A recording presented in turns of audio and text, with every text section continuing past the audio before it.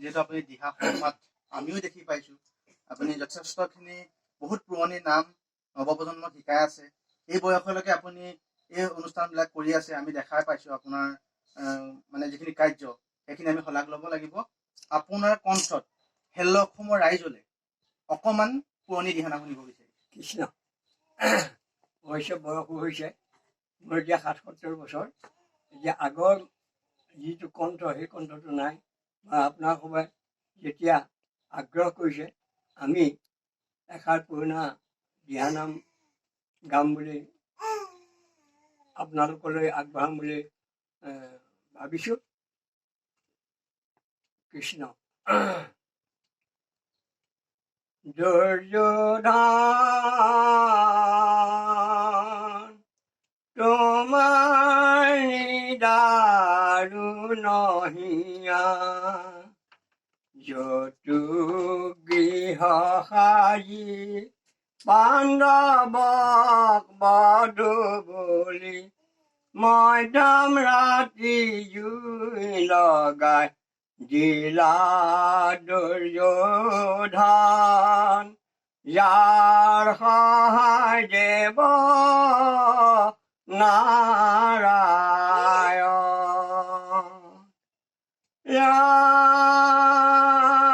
বৈখন পায়ন বদতি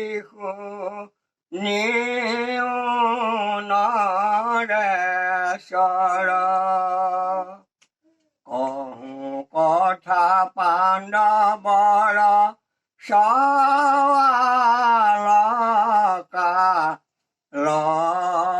দুৰ্যোধন, তোমাৰ নিদাৰুণ হিয়া। আপুনি এই অনুষ্ঠানবিলাক কৰিবলৈ যাওঁতেনে মানে সমাজৰ মাজলৈ যাওঁতেনে আপোনাৰ যিহেতু ঘৰত পৰিয়াল আছে, গৃহিণী আছে, ল'ৰা ছোৱালী আছে, আপোনাৰ গৃহিণীয়ে কিবা বাধা আৰোপ কৰে নে আপোনাক উৎসাহ যোগায়? এইটো কথা হ'ল কি, এতিয়া আমি ভগৱন্তৰ নাম ল'বলৈ গৈছোঁ, তাত আমাক আইগৰাকীয়ে, আমাৰ নিজৰ আইগৰাকীয়ে বা ল'ৰা ছোৱালীয়ে উৎসাহে প্ৰেৰণা যোগায়। গতিকে সেইখিনি মই বাধা পোৱা নাই, আৰু মই তেওঁলোকক সদায় কৈছোঁ ভগৱন্তৰ নাম লোৱা, ভগৱন্তৰ নাম ল'লে সংসাৰখন সুখৰ হয়। গতিকে তেওঁলোকে মোক বাধা নিদিয়ে। আপুনি যথেষ্ট সুখী, যিহেতু আপোনাৰ পৰিবাৰে সহায় কৰে, আপোনাৰ ল'ৰা ছোৱালীয়ে সহায় কৰে, যথেষ্ট সুখী। তাৰ বাবে আমি আমাৰ ফালৰ পৰাও আপুনি ভৱিষ্যতে যে আৰু আগবাঢ়ি কাম কৰিব পাৰে, নৱপ্ৰজন্মক শিকাব পাৰে, আমি আশাবাদী। আমাৰ ফালৰ পৰা আপোনাক ধন্যবাদ জ্ঞাপন কৰিছোঁ। ধন্যবাদ। যিহেতু আপুনি দিহানামৰ লগত জড়িত, আমি বেছি কথা নাপাতো, পুনৰ আপোনাৰ কণ্ঠত অসমবাসীলৈ দিহানাম এষাৰি শুনক। কৃষ্ণ এইষাৰ আমি বলিচলনৰ গাম। বলিক ভগৱন্তই কেনেকৈ চালনা কৰিছিলে, তিনিপদ ভূমি যেতিয়া বিচাৰিছিলে, সেইটোকে আমি গাম বুলি ভাবিছোঁ। দশয় অৱতাৰ প্ৰভু ধৰাত ধৰিলা, বামন স্বৰূপে আহি বলি কচ লীলা হৰিয়ে, চলি বলি সুতলে পঠালা, পদ ৰামনন্তৰে কপট বা মন বনমালী, ঋষি গণ সমে প্ৰৱেশিলা যজ্ঞ শালী হৰিয়ে, চলি বলি সুতলে পঠালা। আপুনি বৰ্তমান কিহত ব্যস্ত, মানে আপুনি পৰিয়ালটো কেনেকে চলায়? চাওক, আমি বৰ ধনী ঘৰৰ মানুহ নহয়, কৃষিৰ লগতে আমাৰ জীৱনটো সদায় মানে ব্যস্ত হৈ আছে। আৰু আমাৰ এইবোৰ পানী গৰকা জেগা আমি বৰ্তমানলৈকে মোৰ এতিয়া ৭৭ বছৰ হৈছে যদিও মই কৃষি ক্ষেত্ৰতেই মানে বেছি লাগি থাকোঁ।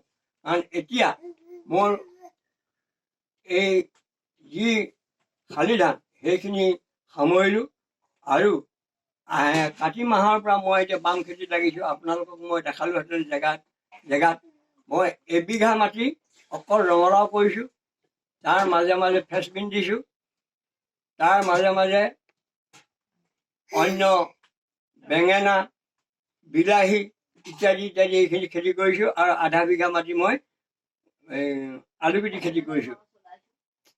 এইখিনিকে লাগি থাকোঁ আৰু বয়সো হৈ আহিছে, সিমানতে কাম কৰিব নোৱাৰোঁ। মানে আপোনাৰ জীৱিকা কৃষি? মোৰ জীৱিকা কৃষি। এই ৭৭ বছৰ বয়সতো তেওঁ বৰ্তমান কৃষি কৰ্ম কৰি পৰিয়াল চলাই আছিলে। তাৰ মাজতে আপুনি এইবিলাক মানে ধৰ্মীয় অনুষ্ঠান কৰে, কিন্তু সময়টো কেনেকে উলিয়ায়?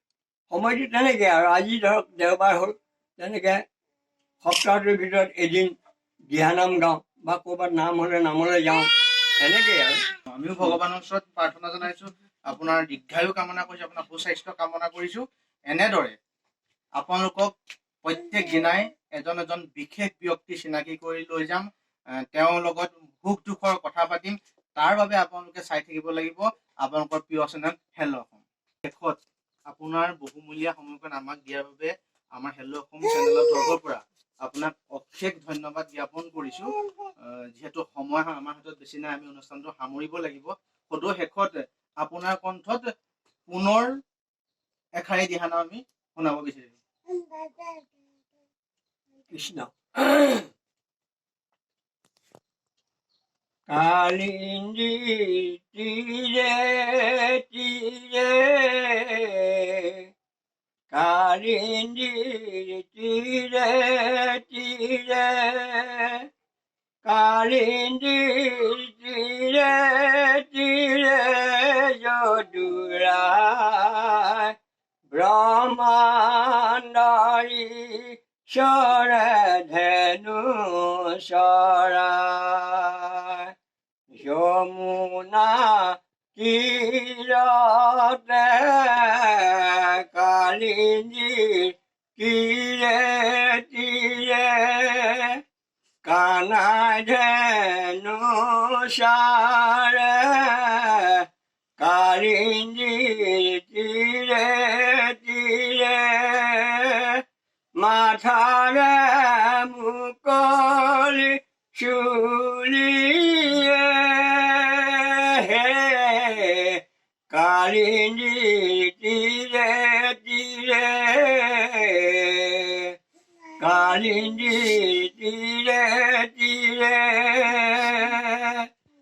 আপুনি যিহেতু দিহা সন্মান উপাধি লাভ কৰিছে, সন্মান লাভ কৰিছে, আপোনাৰ বহুত গুণ আছে, ৰাইজে দেখিছে, যিসকলে আপোনাক চিনি পায়। আমাৰ থ্ৰুৱেদি আপোনাক আজি অসমবাসীয়ে চিনি পাইছে, দেখিব। যিহেতু আপোনালোকক যোগাযোগো কৰিব কিছু জ্ঞানৰ কাৰণে, কিন্তু আপুনি এই উঠি অহা নৱপ্ৰজন্মক আমি দেখিবলৈ পাইছো, বহুত নৱপ্ৰজন্মই এতিয়া দিহানামত মানে আপ্লুত হৈছে, দিহানাম গাই ঘূৰি ফুৰে। এই নৱপ্ৰজন্মক আপোনাৰ ফালৰ পৰা কি ক'ব?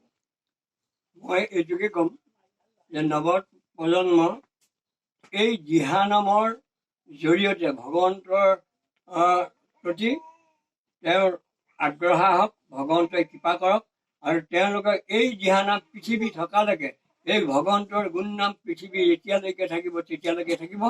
এই দিহানামৰ যিসকল উঠি অহা প্ৰজন্ম, তেওঁলোকক মই প্ৰায় শিকাই আছোঁ।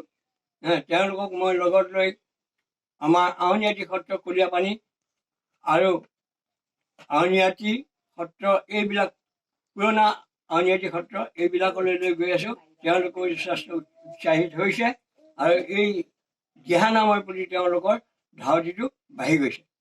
ধন্যবাদ। যিহেতু আপোনাৰ পৰা আমিও বহুত কথা শিকিলো, ৰাইজকো দেখালো। অনাগত দিনত পুনৰ আপোনাৰ ওচৰলৈ আহিম, আপোনাৰ পৰা কিছু মানে জ্ঞান ল'বৰ কাৰণে। আমাৰ থ্ৰুৱেদি অসমবাসীয়ে আপোনাৰ জ্ঞান ল'ব পাৰিব। যিহেতু আমাৰ সময় হৈ আহিল, আজি অনুষ্ঠান ইমানতে সামৰণি মাৰিলো। ধন্যবাদ।